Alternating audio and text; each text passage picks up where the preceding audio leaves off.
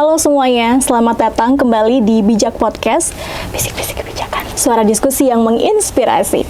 Oke teman-teman, setelah episode pertama kemarin kita udah bahas isu yang cukup kompleks ya, isu yang bener-bener general banget, besar banget tentang visi Indonesia Emas 2045. Nah, isu yang kedua ini, di episode kedua Bijak Podcast yang akan kita bahas juga sebenarnya masih relate dengan yang pertama, bahwa salah satu komponen yang terpenting untuk mencapai visi Indonesia Emas 2045 adalah sumber daya manusianya. Dan sekarang problem yang sedang dicoba diatasi oleh pemerintah adalah isu stunting. Dan salah satu program unggulan dari pasangan capres-cawapres terpilih kita adalah melalui program makan siang gratis. Program makan siang gratis dan pemberian susu gratis. Makan siang dan susu gratis. Nah, ini programnya belum dilaksanakan, masih dalam tahap desain, tapi kita sudah melihat ya di internet banyak sekali pro kontra terkait program makan siang gratis ini. Jujur, tim studio pada saat riset juga banyak, ya dari tim kita banyak yang bertanya-tanya gitu, kira-kira benar nggak sih bahwa kebijakan ini tuh adalah salah satu keputusan yang tepat untuk mengatasi stunting? Apakah ini adalah suatu decision making yang pas, atau jangan-jangan ada alternatif lain, atau bagaimana gitu ketika diimplementasikan, sejauh mana program ini akan berhasil? Dan tentu saja substansi-substansi yang bersifat argumentatif dan kritis tadi akan kita bahas di Bijak Podcast kali ini. Dan sudah hadir bersama saya, tepatnya di samping saya, Profesor Dr. Wahyudi Kumorotomo atau yang biasa disapa dengan Prof. Kum, akan mendampingi kita sampai 20-25 menit ke depan untuk membahas isu program makan siang gratis ini. Langsung saja kita sapa. Halo Prof. Kum. Selamat siang Prof. Kum. Selamat siang. Prof. Kum tegang banget mukanya. Apa karena mau bahas makan siang gratis jadi langsung Apakah dapat enggak makan siang? Tapi kan itu dapat ada nggak ada, kita mah dapat dari UGM ya Prof. Makan siang gratis. Ya, kalau makan siang bisa sendiri lah. Oh ya, bisa sendiri. Oke Prof. Untuk pertanyaan yang paling awal nih, untuk membuka obrolan tentang program makan siang gratis ini, pandangan Prof. Kum sejauh ini seperti apa terhadap program ini? Karena banyak sekali pro kontranya. Mungkin kebijakan ini beberapa orang menganggap bahwa ini sangat populis, ini sangat pro terhadap rakyat bawah gitu, ini sangat merakyat. Tapi di satu sisi banyak juga yang mengkritisi di artikel-artikel berita bahwa kondisi existing-nya itu sebenarnya tidak pas gitu untuk dengan program ini. Misalnya dari segi keuangan, kemudian dengan produksi ketahanan pangan kita, sepertinya tidak cukup baik untuk program ini diimplementasikan. Bagaimana Prof. Kum memandangnya? Iya, kalau boleh saya sampaikan terkait dengan program makan siang dan susu gratis, kita perlu pilah ini program ini sebagai bagian dari politik. Maksud saya analisisnya politik, atau kita bicara tentang analisis yang terkait dengan kebijakan publik. Maksud saya kalau terkait dengan politik ya seperti kita lihat, kita mendengarkan rencana pembuatan program makan siang gratis dan susu gratis ini kan pada wacana debat Capres tempo hari, dan itu yang juga beberapa kali diulang dalam berbagai pernyataan oleh Pak Prabowo dan Mas Gibran untuk bahan kampanye. Dan dalam beberapa hal itu juga terkait dengan bansos yang tampaknya untuk Indonesia, saya kira pasangan 02 sudah dinyatakan oleh MK tidak ada lagi dispute. Kita ucapkan selamat kepada Pak Prabowo dan Mas Gibran untuk bekerja. Tapi yang jelas sebagai materi politik, istilahnya mungkin sebagian orang menyebutkan sebagai gimmick, itu berhasil ya. Maksud saya kalau kita bicara tentang aspek politiknya, saya kira berhasil. Tapi kalau kita bicara tentang kebijakan publik, kebijakan makan gratis, penyediaan makan gratis, susu gratis ini sebagai kebijakan, kita perlu betul-betul perhitungkan secara cermat implikasi dari kebijakan ini, baik dari segi anggaran ya. Tadi disebutkan bagaimana kritik di media itu sudah membicarakan tentang konsekuensi anggarannya, kemudian juga dari segi bagaimana pelaksanaannya, implementasinya, lalu kemudian dari segi upaya untuk menyasar tujuan dari program ini kalau dikaitkan dengan TENKES atau stunting ya. kalau dikaitkan dengan stunting apakah berhasil. Nah, lalu kita bicara tentu saja dampak kebijakan yang berikutnya yang tentu saja menyangkut sustainability dari kebijakan ini. Kalau memang betul-betul serius akan dilaksanakan. Nah, dari segi yang pertama pun kita perlu melihat asumsi yang kita gunakan untuk menghitung pembiayaan program ini kan berbeda-beda. Bappenas mengatakan ya kira-kira itu 185 triliun, ada yang mengatakan itu bisa lebih dari 200 triliun, ada politisi yang menyebutkan bisa sampai 399 triliun, 400 triliun, dan ya macam-macam. Nah, itu memang betul-betul perlu kita perhitungkan dengan tepat karena asumsi-asumsi itulah yang nanti akan kita gunakan untuk melaksanakan program pemberian makan siang dan susu gratis ini. Begitu. Nah, jadi kita perlu sepakat kalau kita analisnya adalah analisis kebijakan publik, ya elemen-elemen itu yang kita perlu bahas karena kalau soal gimmick politik sudah terbukti bahwa ini berhasil gitu ya. Tapi apakah ini akan juga berhasil sebagai kebijakan publik, sebagai kebijakan yang memang akan bisa mengatasi persoalan stunting, persoalan kemiskinan, persoalan kurang gizi dan sebagainya. Nah, itu yang tentu saja kita harus betul-betul lebih cermat dan menggunakan data yang faktual. Begitu. Oke, Prof. Ada satu hal ya, ketika program ini muncul, mungkin karena saya juga lulusan dari Prodi Magister MKP, pada saat mempelajari kebijakan publik itu kan biasanya kita belajar tentang kalau kebijakan publik itu dibuat berdasarkan apa. Misalnya, apakah itu berdasarkan hasil riset, apakah itu misalnya teknokratik, biasanya menggunakan riset, ataupun kita bertanya kepada masyarakat dengan musrembang dan lain-lain. Ketika program ini muncul, menurut Prof. Kum tuh sebenarnya basis evidence-nya itu dari mana sehingga oh ya ini program makan siang gratis untuk stunting dan ini yang cocok gitu. Ya, reasoningnya tentu saja perlu kita lihat. Orang-orang yang memiliki anak-anak yang kurang gizi atau stunting itu tentu saja adalah orang-orang yang memang kemampuannya, keterampilannya, pekerjaannya tidak memungkinkan dia memenuhi gizi yang cukup buat keluarganya. Dan itu biasanya di daerah perkotaan, di daerah-daerah yang kumuh, atau kalau di perdesaan itu di kampung-kampung yang memang jauh dari jangkauan transportasi, jauh dari jangkauan fasilitas pendidikan, jauh dari jangkauan layanan publik pada umumnya. Nah, karena itu memang kemudian komplikasi teknisnya tentu saja akan banyak, tapi perlu dicatat juga bahwa asumsi untuk memenuhi gizi makan siang gratis itu pun, kalaupun sasarannya cukup tepat, itu belum tentu bisa memenuhi kebutuhan gizi. Makan siang gratis, kalau andai kata kita lihat, taruhlah misalnya saja kebutuhan gizi untuk karbohidrat, itu kalau menurut Prof. Sayogyo yang sudah lama kita pakai sebagai istilahnya indikator untuk melihat orang miskin itu apa definisinya, itu kan sudah mengatakan kebutuhan gizi minimum orang supaya tidak sakit itu adalah 2100 kalori per orang per hari. Itu kira-kira sama dengan 2 kali makan. Tapi dengan porsi yang sedang tentu saja ya. Bisa dihitung pokoknya, entah itu sumbernya dari beras, dari jagung, dari sagu, apapun sumber karbohidrat, 2100 kalori per orang per hari itu kebutuhan minimum. Jadi kalau orang tidak bisa memenuhi kebutuhan itu, keluarganya, dalam satu keluarga kan mungkin ada ayah, ibu, ada anak-anak, semua orang itu tidak bisa tercukupi, maka suatu saat orang ini akan sakit. Sakitnya itu adalah sakit kurang gizi yang akut.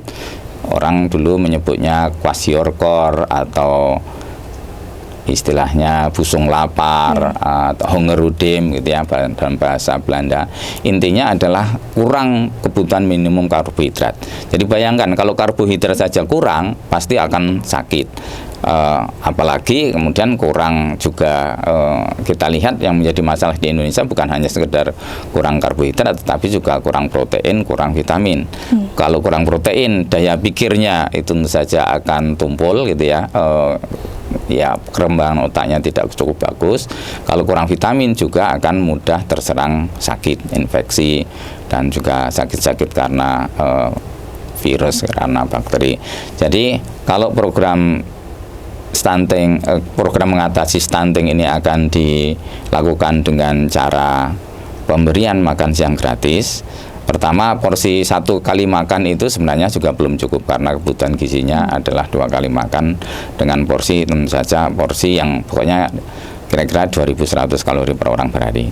Nah, kemudian yang kedua adalah bagaimana menjangkau ini kalau misalnya saja ada orang miskin, janda, tidak punya pekerjaan, tapi dia punya tanggungan anak, menantu atau bahkan cucu.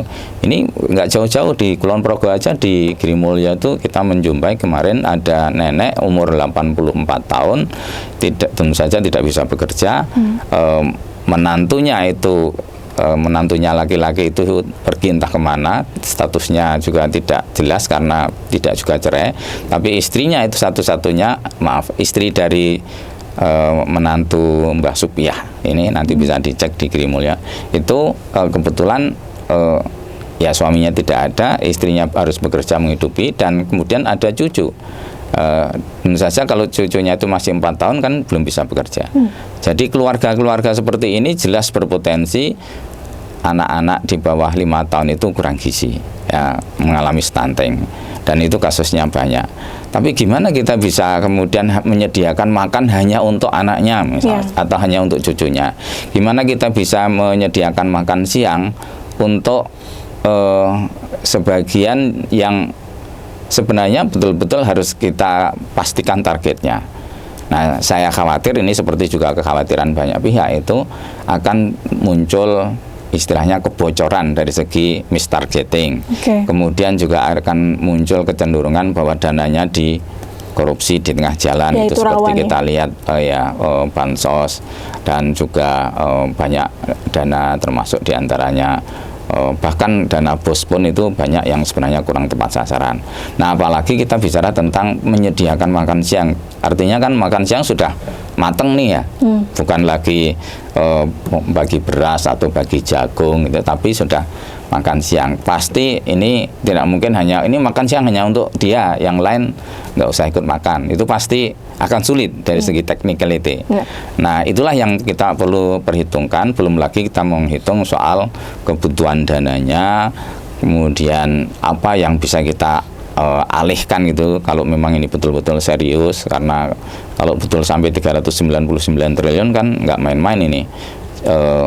Cukup besar, bahkan lebih besar daripada dana di bidang kesehatan yang dikelola Kementerian Kesehatan, walaupun tidak sebesar dana pendidikan yang sudah 655 triliun itu dari 3.325.000 triliun anggaran belanja kita, begitu.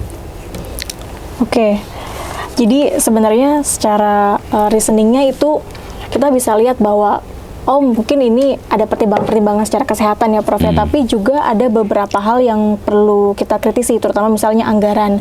Banyak sekali artikel-artikel yang bilang kalau misalnya ini jadi, ini akan mesti beban anggarannya itu akan jadi beban anggaran ketiga setelah beban anggaran untuk pendidikan dan juga beban anggaran untuk perlindungan sosial. Dan juga Pak Erlangga Hartarto bilang waktu itu ada wartawan nanya di artikel baca, ini akan sudah akan defisit anggaran sekitar 2,4% kalau tidak salah, tapi ini sudah dimasukkan ke pos-pos gitu. Dan beberapa orang dalam artikel juga mengkritisi program ini sepertinya akan ada pos-pos yang akan di-pressure gitu dananya dan segala macam. Itu sehat nggak sih Prof sebenarnya untuk keanggaran kita? Saya bisa menjawabnya jawabannya bisa ya, bisa tidak. Karena begini, kita melihat misalnya saja anggaran untuk subsidi energi itu lumayan besar. Termasuk dulu subsidi energi juga. Ya, dulu pernah sampai 1/5 dari anggaran kita itu sebenarnya untuk subsidi energi. Kita melihat rakyat Indonesia itu menikmati subsidi energi, walaupun subsidi energi yang menikmati adalah kalangan menengah ke atas, tapi jelas itu akan ya termasuk yang potensial untuk dialihkan itu. Nah, kalau saya melihatnya pengalihan itu positif. Oke. Dengan catatan bahwa itu akan memaksa orang untuk betul-betul sadar bahwa ya kita itu bukan lagi negara pengekspor minyak. Sejak tahun 2003 kita itu sudah menjadi net importer minyak. Dari 2012 itu bahkan kita betul-betul sudah menjadi pengimpor minyak, karena bukan hanya minyak mentah yang kita impor lalu di refinery oleh Pertamina gitu ya, tetapi juga sudah kita impor langsung bahan jadinya dalam bentuk Pertalite atau Pertamax itu. Nah, kalau seandainya itu bisa dialihkan dan kalangan menengah ke atas nanti tidak protes, ya maksud saya legowo untuk saatnya kita menyesuaikan diri dengan harga minyak di tingkat internasional. Kalau sekarang kita mendapatkan Pertalite 15.000, berapa Pertalite? 10.000, kemudian Pertamax ya 14.000, 15.000, itu pun adalah harga highly subsidized, karena di luar sana harga 1 liter sudah 20.000, yang di tingkat internasional bisa dicek, tapi yang jelas harga internasional itu masih lebih tinggi daripada yang kita terapkan di Indonesia. Jadi artinya apa? Sekian tahun, sejak tahun 2003 itu kita menerima subsidi. Persoalannya adalah kalau kemudian harga minyak naik, rentetannya itu begitu panjang. Ya, biaya untuk mengangkut sayur mayur dari gunung itu akan naik, transportasi akan naik, mahasiswa juga harus bayar lebih banyak kalau untuk mengisi tangki sepeda motor. Kalau yang pakai bus juga tarifnya Trans Jogja juga akan naik, Transjakarta juga naik, rentetannya banyak.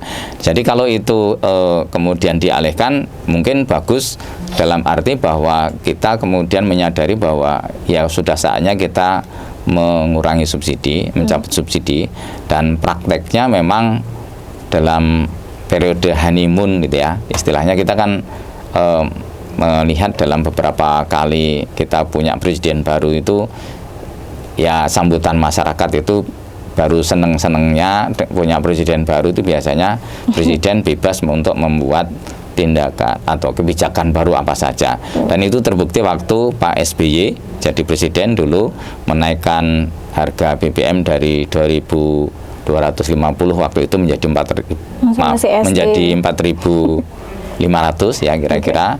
Kemudian Pak Jokowi juga menaikkan harga BBM itu kira-kira antara 1 bulan sampai bulan ketiga, dengan catatan kedua beliau itu kan relatif disambut baik sebagai presiden baru. Saya tidak mengatakan Pak Prabowo tidak disambut baik, tetapi catatan kemarin sengketa di MK dan sebagainya itu juga menunjukkan bahwa ya Pak Prabowo perlu betul-betul cermat bagaimana mengelola hubungan emosional antara rakyat dengan pimpinan barunya. Kalau tiba-tiba kemudian menaikkan harga BBM, sudah pasti kalangan menengah ke atas yang akan teriak, dan itu memang juga tidak mudah. Dan pengalaman kita juga dulu Pak Harto itu menaikkan harga BBM kan beberapa minggu setelah Pak Harto menaikkan harga BBM, demonstrasi besar-besaran di seluruh Indonesia dan mengakibatkan beliau harus turun dari tampuk pimpinan sebagai presiden. Artinya itu salah satu potensi yang bisa kita gunakan untuk mengalihkan istilahnya dana untuk kita alihkan ke makan siang gratis. Kemungkinan yang lain yang bisa kita kurangi tentu saja sesuatu yang sebenarnya tetap juga dibutuhkan oleh warga Indonesia, yaitu dana infrastruktur, kemudian juga termasuk dana pendidikan. Dana pendidikan itu bisa saja kita kurangi kalau misalnya saja kita lihat beberapa alokasi dana untuk BOS, bantuan operasional sekolah, itu sebenarnya juga tidak semuanya efektif. Kita melihat dana BOS itu ya tidak betul-betul kita bisa manfaatkan untuk meningkatkan status pendidikan anak-anak sekolah kita. Jadi contohnya dana BOS itu mestinya kan bisa kita manfaatkan untuk memberikan beasiswa kepada anak-anak yang terancam putus sekolah.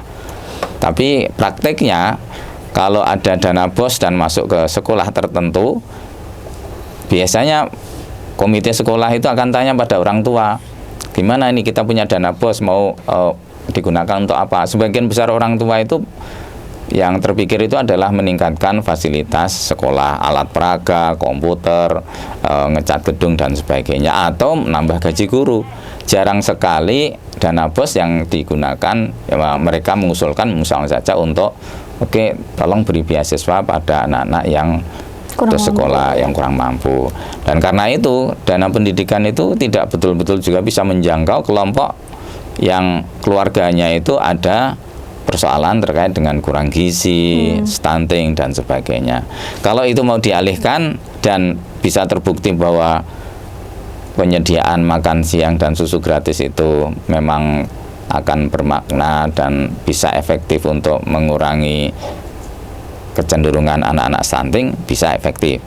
Nah, tapi kalau infrastruktur saya kira juga tidak cukup mudah.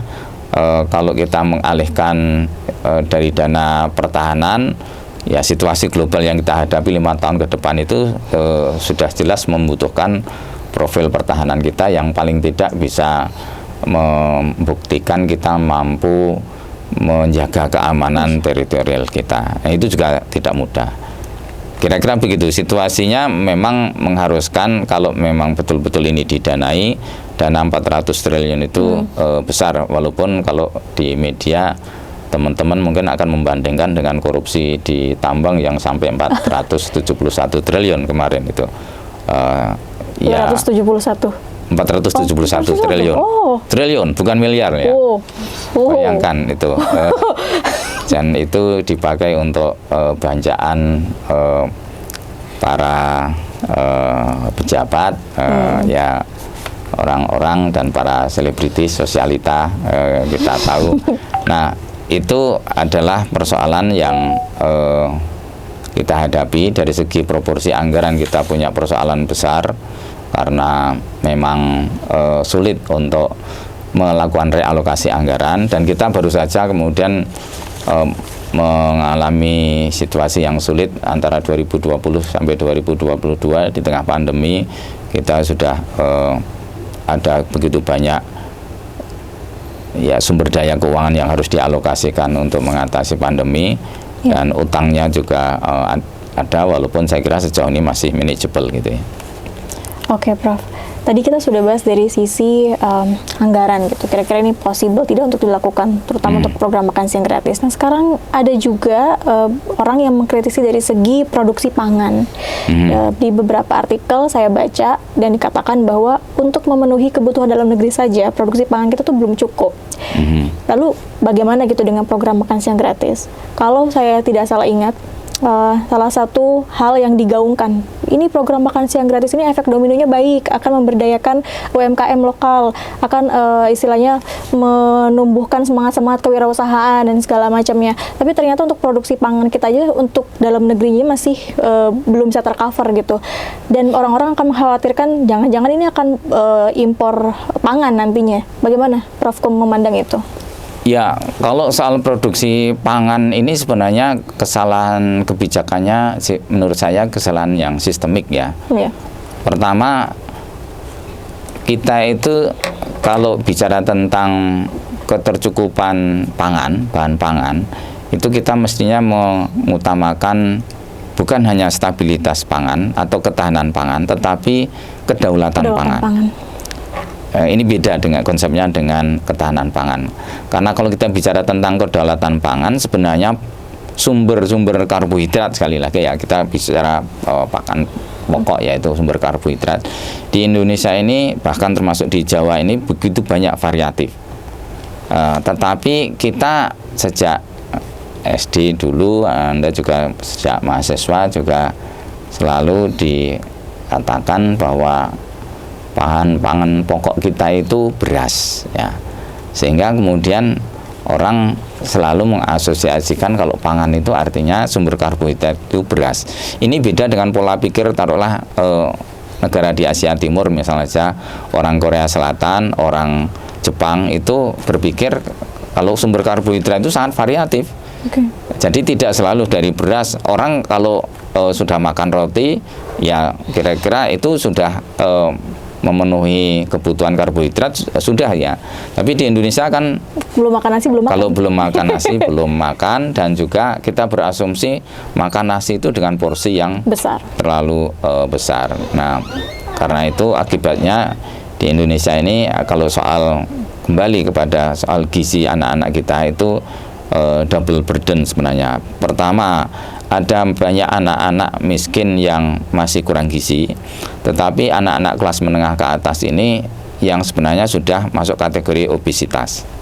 Artinya apa?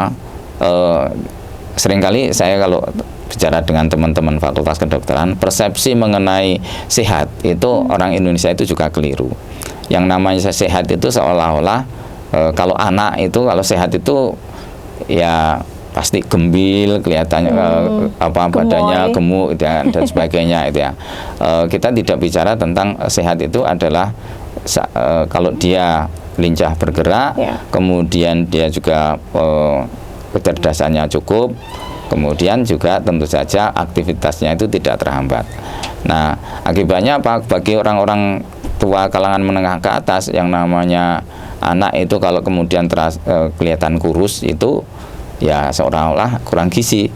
Sama seperti juga kita melihat tokoh-tokoh nasional itu seringkali keliru mengatakan bahwa stunting itu sama dengan kecil badannya. Kerdil. Ya, padahal tidak selalu seperti itu. Maksud saya, stunting itu adalah kekurangan gizi yang akut, yang seperti saya katakan tadi, kurang karbohidrat.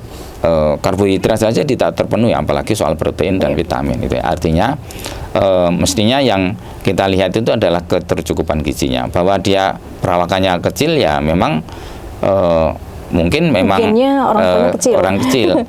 Jadi kalau kita bicara tentang stunting itu kerdil, kita bisa melihat bandingannya misalnya saja almarhum Pak B.J. Habibie, presiden kita, orangnya pendek kecil.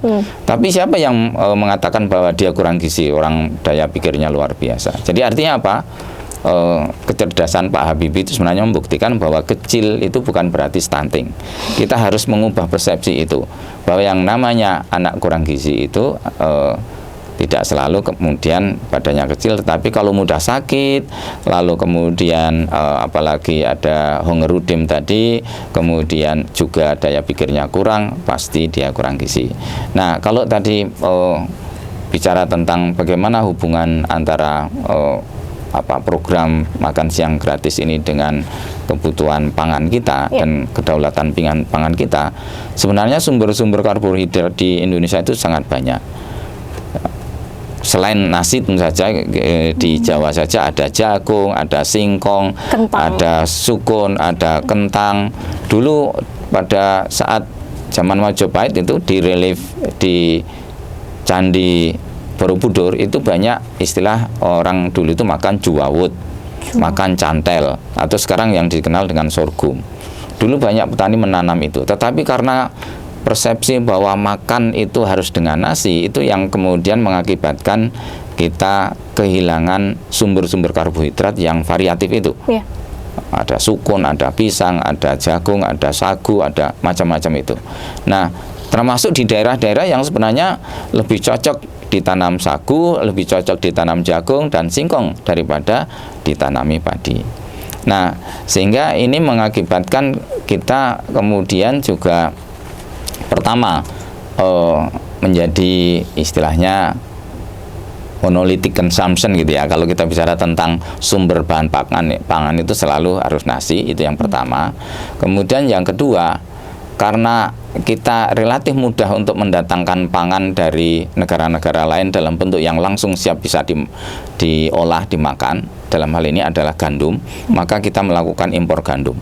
Dan itu sudah terjadi sejak tahun 80-an ketika Om Lim Sio Leong waktu itu PT Bogasari Flour Mill itu mendapatkan monopoli dari pemerintah Orde Baru untuk mengimpor gandum. Seperti kita ketahui, gandum itu tidak tumbuh di Indonesia, tumbuhnya di daerah subtropis. Dan gandum itu memang relatif mudah kita olah gitu ya. Karena sudah tepung tinggal dimasak, kita bisa bikin roti, bisa bikin mie instan, bisa bikin biskuit, bisa bikin roti bolu segala macam. Walaupun sebenarnya kita juga bisa melakukan hal yang sama dengan sorghum, dengan jawawut, sukun, kentang dan sebagainya. Nah, sehingga kemudian persoalannya adalah karena kita sudah terlanjur tergantung kepada impor gandum, dan pemerintah perlu saya catat ini, perlu saya sampaikan, sejak tahun 2008 impor gandum itu tidak dikenai biaya masuk sama sekali, 0%. Dan itulah yang mengakibatkan gandum itu relatif murah untuk masuk ke sini. Coba andai kata kita kemudian bisa mengenakan tarif, lalu kita dorong petani itu kembali menanam sorghum, menanam singkong, kita pola konsumsinya juga tidak selalu tergantung pada beras. Kalau sudah makan salad dengan sayur cukup. Itu sudah cukup. Kita makan kentang, makan ubi manis itu ya, makan singkong itu sudah cukup, nggak masalah. Nah, kalau kita bisa kombinasikan antara persepsi sosial tentang bahan makan pokok dan juga dengan ya kombinasi kebijakan untuk mencegah supaya impor gandum itu tidak berlebihan, maka sebenarnya kita bisa berdaulat pangan kita. Tapi ini kan memang relatif sudah terlanjur merupakan kekeliruan kebijakan selama puluhan tahun, memang tidak mudah untuk mengubahnya. Tapi kalau kita bisa yakin dan pemerintah itu pendekatannya komprehensif, makanan pokok setiap daerah itu beda-beda. Kita tanamkan pada anak-anak generasi sekarang bahwa kita itu makan kentang itu ya tidak akan lapar kalau dibandingkan dengan makan nasi. Misalnya kita makan jagung itu nggak ada masalah. Kita makan 3 burger itu sama dengan juga 1 piring nasi. Nah, maka itu akan menjadi istilahnya apa, perubahan, bahwa tentu saja kita akan bisa kurangi, karena yang mirip gandum pun banyak. Seperti saya katakan tadi, sorghum itu tanamannya juga mirip gandum, hanya rasanya sedikit berbeda, tapi juga bisa kita olah sebagai bahan karbohidrat, sebagai sumber karbohidrat. Persoalannya adalah kita harus betul-betul bisa menanamkan pola pikir baru. Teman-teman kalau di negara-negara ASEAN atau di negara Asia Timur yang maju itu, makan itu bisa sangat variatif. Sumber karbohidrat itu bisa dari pisang, bisa dari singkong, sukun itu juga bisa, kemudian juga dari berbagai macam sumber yang kita itu sebenarnya sudah sangat kaya. Sebagai negara tropis itu sangat kaya sumber karbohidrat itu. Tapi ini memerlukan revolusi cara berpikir dan memerlukan perubahan kebijakan yang mendasar. Salah satunya adalah tadi, bebankan biaya impor untuk komoditas yang harus kita impor, lalu pada saat yang sama dorong petani untuk menanam komoditas tanaman pangan yang sesuai dengan iklim setempat, sesuai dengan kebiasaan setempat, sesuai dengan sarana irigasi setempat. Lalu tentu saja itu kita pastikan juga memang dikonsumsi oleh rakyat, oleh masyarakat. Sebab kalau produksinya melimpah tapi tidak dikonsumsi, ya tentu saja ya petani tidak akan mendapatkan insentif untuk berproduksi lebih lanjut. Begitu. Oke, Prof, kompleks banget ya. Ya, Prof, kalau mau minum boleh? Saya juga mau minum dulu, teman-teman. Kalau misalnya udah wawancarain profesor tuh kadang-kadang sampai speechless, gak bisa ngomong apa-apa karena banyak banget informasi-informasi baru yang saya dapatkan. Oke, Prof, tadi dari segi anggaran kita udah bahas, kemudian dari segi produksi pangan udah kita bahas, karena ini juga podcastnya terbatas waktunya.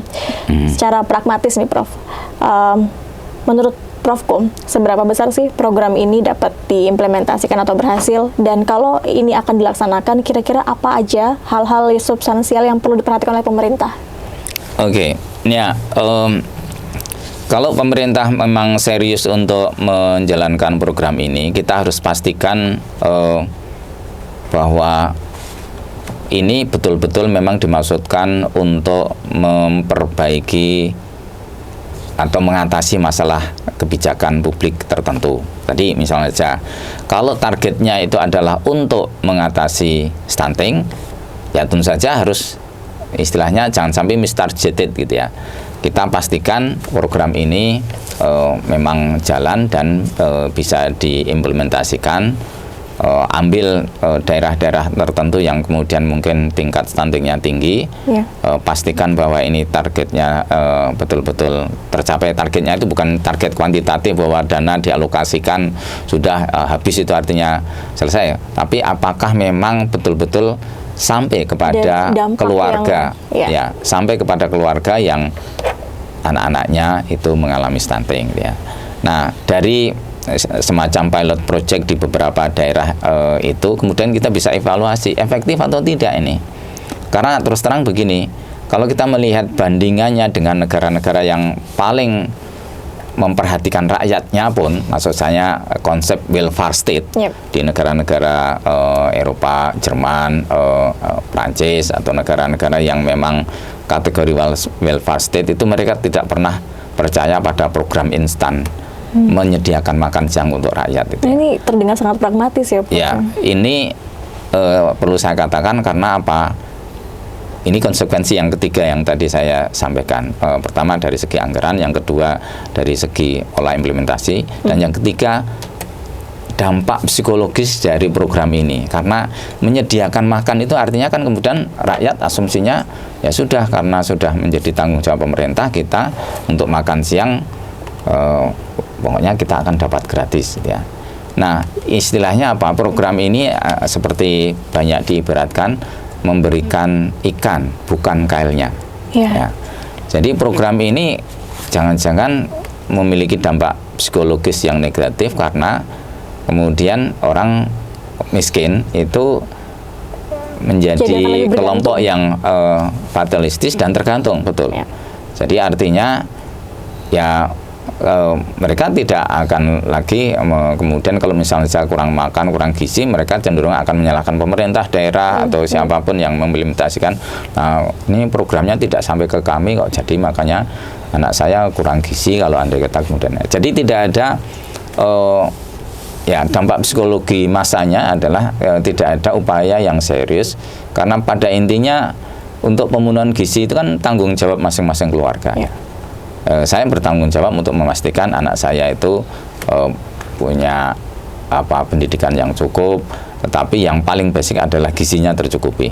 Nah, kalau kemudian ini diubah dibalik itu bahwa ini untuk makan siang paling tidak aman karena kemudian pemerintah yang akan menyediakan, maka itu akan membuat tadi kecenderungan orang hanya ingin melihat hasil.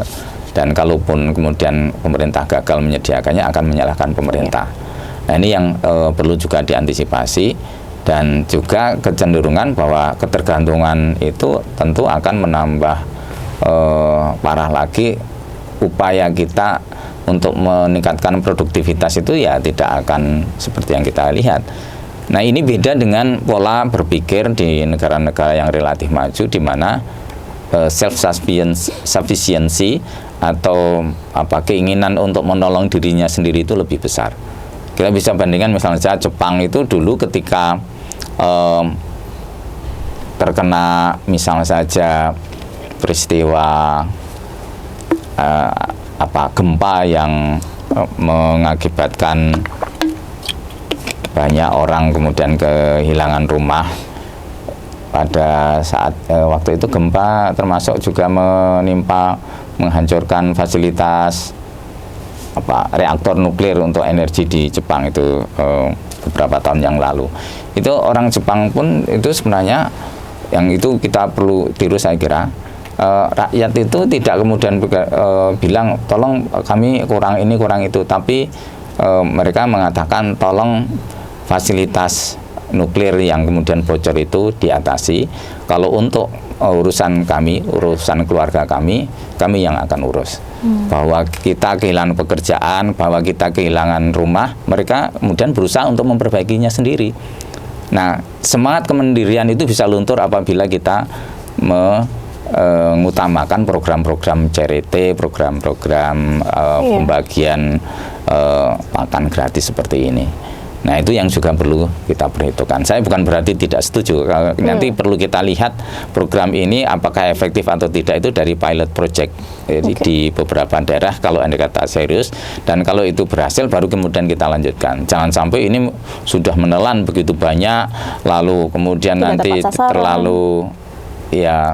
terlalu besar dana yang sudah dilakukan realokasi tapi ternyata tidak tepat sasaran. Itu nanti akan chaos. Berpengaruh lebih buruk kepada pemerintahan ini. Oke, Prof, kalau misalnya kita ngomongin alternatif kebijakan yang lain untuk mengatasi stunting, menurut Prof Kum, selain program makan siang gratis, ada tidak program lain yang mungkin Prof Kum propose gitu, bahwa sebenarnya ada opsi lain selain makan siang gratis untuk mengatasi stunting, misalnya A, misalnya B, misalnya C. Menurut Prof bagaimana? Apakah ada alternatif kebijakan lain? Seperti saya katakan tadi, pada dasarnya semua keluarga itu keluarga yang normal ini ya, yang masih bisa berpikir jernih, artinya keluarga yang kepala keluarganya masih ada, atau kemudian paling tidak ada orang tuanya yang ingin memelihara anaknya. Itu tidak ada satupun keluarga yang menginginkan anak-anaknya itu kurang gizi atau kemudian nasibnya lebih buruk. Itu saya kira tidak ada itu dimanapun.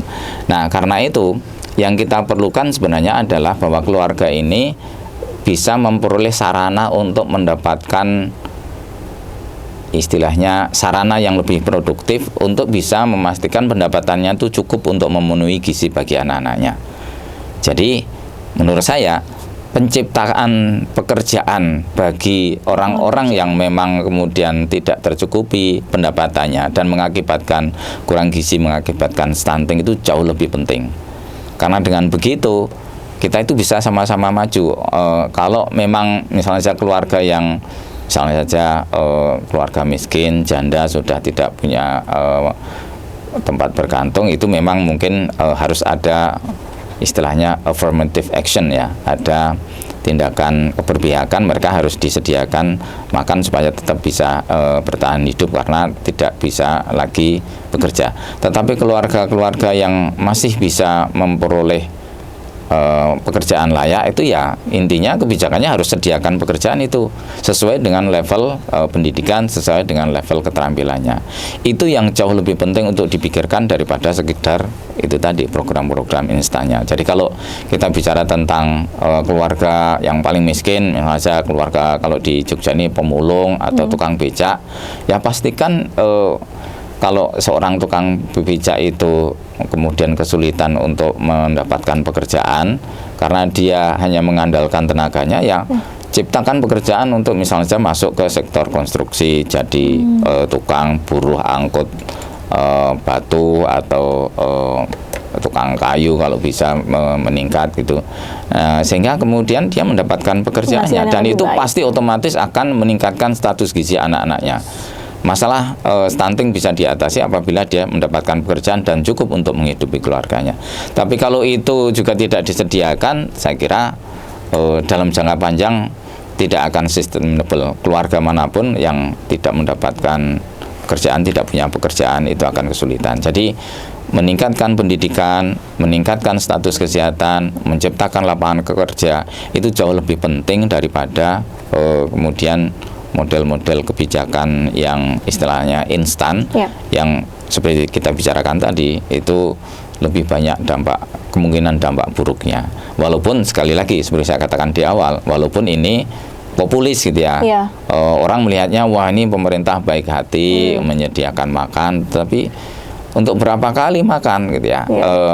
Kalau andai kata bansos itu kita lihat ya, bansos kan kemarin untuk mohon maaf itu sebagai sarana atau gimmick selama pemilu itu ya terjadi sebelum Februari.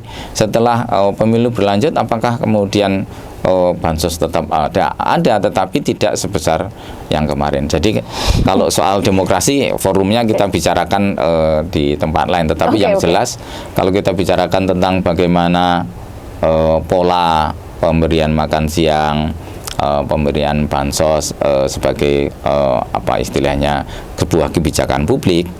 Nah ini kita perlu betul-betul persiapkan dengan baik. Karena ini intinya adalah kebijakan yang punya implikasi terhadap anggaran publik, punya implikasi terhadap pelaksanaan dari anggaran ini sendiri, punya implikasi terhadap keberhasilan untuk menjangkau kelompok sasaran, dan juga soal-soal dampak negatif terhadap masyarakat secara keseluruhan. Nah, itu yang perlu kita perhitungkan secara lebih cermat gitu. Analoginya mungkin jangan kasih ikannya tapi kasih kailnya. Betul, supaya ya. Masyarakat tidak diajarkan seperti orang yang menggampangkan atau bergantung, tapi juga justru menumbuhkan semangat juang ya, terutama untuk menghidupi keluarganya. Oke, Prof Kum, pertanyaan terakhir untuk publik, Prof Kum, karena ini kan 2025 berita terakhir sudah dimasukkan ke dalam era APBN 2025 dan juga dikonfirmasi akan mulai dilakukan 2025. Tentu program dengan anggaran sebesar itu pasti kan kita perlu mengkritisi dan perlu diawasi gitu. Menurut Prof Kum, sikap seperti apa sih yang seharusnya dimiliki oleh publik ketika program ini akan berjalan gitu? Ya, tentu saja kalau menurut saya kita tidak perlu skeptis terhadap program ini, tetapi jangan juga terlalu optimistis dalam arti bahwa seolah-olah program ini akan menyelesaikan banyak persoalan terkait dengan stunting gitu ya. Karena kita bahas tadi, stunting itu persoalannya begitu kompleks gitu ya. Dan kalau kita bicara tentang bahwa ini akan dianggarkan untuk tahun 2025, ya tentu yang perlu kita awasi itu adalah visibilitas dari pendanaan program ini. Seperti saya katakan tadi, sudah pasti dengan beban yang sekian banyak, ratusan triliun itu sudah pasti harus ada program prioritas lain yang dikorbankan. Kita bisa melihat kemungkinannya adalah tadi subsidi BBM, kemungkinan yang lain adalah pengurangan dana BOS misalnya saja. Kemungkinan yang lain adalah kemungkinan mengurangi dana untuk infrastruktur gitu ya. Kalau perlindungan sosial mungkin juga masih kita kurangi, tapi kalau menurut saya itu sangat-sangat tidak pantas dan tidak strategis, karena perlindungan sosial seperti pemberian BPJS ini kan sudah merupakan program yang sudah kita laksanakan sejak 2014 dan itu manfaatnya sangat besar. Jadi kalau menurut saya untuk sektor kesehatan perlu istilahnya pemberian premi minimal untuk kesehatan itu ya harus diberikan. Jadi saya kira jangan dikurangi. Tapi hal-hal yang sebenarnya bisa kita alokasikan lebih strategis terkait dengan sumber pendanaan yang bisa kita alihkan dari program-program yang selama ini kurang efektif masih dilakukan. Dengan catatan memang kemudian betul-betul ada perubahan dari pola pikir kita mengenai bahwa prioritas itu memang harus dipastikan bisa memecahkan masalah publik. Saya ambil contoh tadi, kalau bicara tentang kembali tadi misalnya realokasi anggaran dari subsidi BBM. Pertama, risiko politiknya cukup besar ya, karena ini menyangkut hajat hidup orang banyak soal BBM. Walaupun sebenarnya kalau pemerintah itu bisa meyakinkan publik untuk mengurangi konsumsi BBM, itu juga jauh lebih bagus. Di seluruh dunia itu kita sudah melihat bahwa kita bukan lagi saatnya tergantung kepada bahan bakar minyak. Dan perlu dicatat, di Indonesia ini listrik itu sudah oversupply ya. PLN itu sudah istilahnya supply-nya itu lebih banyak, terutama untuk Pulau Jawa ini, daripada yang bisa diserap oleh masyarakat. Nah, kalau andai kata kemudian sekian banyak orang pemilik, sekian juta orang pemilik kendaraan yang dengan BBM itu beralih ke energi listrik misalnya saja, itu sudah mengurangi BBM dan itu sudah sekaligus juga menyerap konsumsi listrik. Tapi kan tidak mudah ini mengubah pola berpikir orang untuk pindah dari motor ya harus selalu mengisi bensin, mobil diesel bensin dengan sekarang pakai charger. Saya tempo hari mudik saja saya coba yakinkan nggak akan ada masalah. Tapi ternyata juga memang tidak ada persoalan, hanya persepsi kita itu memang sulit. Saya, istri dan anak-anak itu khawatir jangan-jangan ini nggak sampai Semarang ini, balik lagi cukup atau enggak ya. Artinya range anxiety itu selalu ada. Tapi di negara lain toh orang bisa mengatasinya dengan menyediakan SPKLU, menyediakan fast charging di mana-mana, dan kemudian listrik itu bisa kita hasilkan dari selama ini kan kita selalu menggantungkan diri pada PLTU, pembangkit listrik tenaga uap, yang sebenarnya dari batu bara. Kita bisa menggunakan listrik itu dari sumber tenaga surya, tenaga angin, arus laut seperti di Selat Madura, dan banyak sumber gitu. Kalau itu masih juga sulit, ambil yang paling mudah, pakai panas bumi. Kita melimpah panas bumi yang tidak kita manfaatkan, dan itu gratis, tidak perlu mengeluarkan emisi gas buang. Nah, kalau itu terserap oleh listrik dan semua orang di Indonesia itu kebanyakan, taruhlah misalnya saja 1/5 saja orang Indonesia menggunakan motor listrik dan mobil listrik, itu sudah mengurangi subsidi BBM. Ditambah nanti kemudian kebiasaan kita untuk menyesuaikan diri, tidak lagi menggunakan kendaraan pribadi tapi beralih ke transportasi publik. Nah, jadi itu membutuhkan begitu banyak istilahnya upaya dari pemerintah untuk meyakinkan masyarakat, dan juga sosialisasi masyarakat juga harus ada edukasi. Itu bisa dilakukan, dan itu termasuk menurut saya ideal untuk sekarang ini. Tapi tentu saja di pihak lain untuk mengimplementasikan, untuk melaksanakan program penyediaan makan siang dan susu gratis, kompleksitas teknis tadi dalam hal implementasi juga harus diatasi.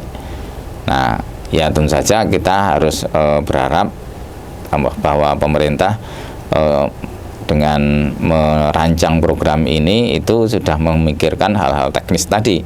Kalau belum dipikirkan, itu ya sekali lagi ini mungkin hanya bermanfaat untuk gimmick pada saat pemilu untuk kepentingan politik, tetapi ya kemudian